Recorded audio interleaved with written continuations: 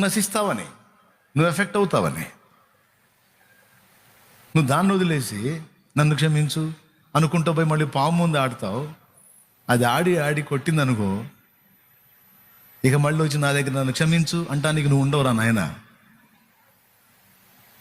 పాపం ఏదైనా, అది సిగరెట్ కావచ్చు, అది మందు కావచ్చు, అది వ్యభిచారం కావచ్చు, అక్రమ సంబంధాలు కావచ్చు, అవినీతి కార్యకలాపాలు కావచ్చు. దేవుడి బాధ అంతా ఏంటంటే, నువ్వేదో అక్రమాలు చేస్తే ఆయనకేదో లాస్ అయిద్దని కాదు, నువ్వు ఎఫెక్ట్ అయితే అది బాధ ఆయనకి. ఎందుకంటే ఆయన నిన్ను పిచ్చిగా ప్రేమిస్తున్నాడు. ఆయన హృదయం అంతా నీకేం కాకూడదని, నీకేం కాకూడదు, నువ్వు బాగుండాలి, నీ దేహం బాగుండాలి, నీకు ఇచ్చిన ఆరోగ్యం, నీకు ఇచ్చిన ఆయుష్కాలం అంతా కూడా హెల్తీగా నువ్వు ఉండి ఆయన పిలుపు అందుకో ఆయన దగ్గర చేరాలని.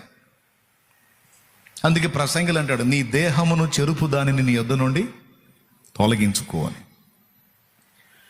కాబట్టి ఇంతేనండి, పాపాన్ని గురించి ఎందుకు ఖండిస్తాడంటే అది మనల్ని పట్టుకుంటుంది కాబట్టి, అది మనల్ని నాశనానికి ఈడ్చికెళ్ళిద్ది కాబట్టి అందుకు కోప్పడతాడు.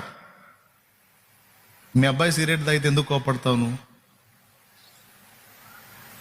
డాడీ తాగితే నా ఊపిరితిత్తు లేకపోయేది, నీకేం డాడీ, నీకేం కావట్లేదుగా అని నువ్వు అంటావా? దానికి తండ్రి ఏమంటాడు, ఒరే నేను చచ్చినా పర్వాలేదు, నువ్వు బాగుండాలిరా, ఎందుకంటే నేను నిన్ను ప్రేమిస్తున్నా. నేను ప్రేమ గల తండ్రిని కాబట్టి నువ్వు పిచ్చి పిచ్చిగా ప్రవర్తిస్తే ఊరుకోను.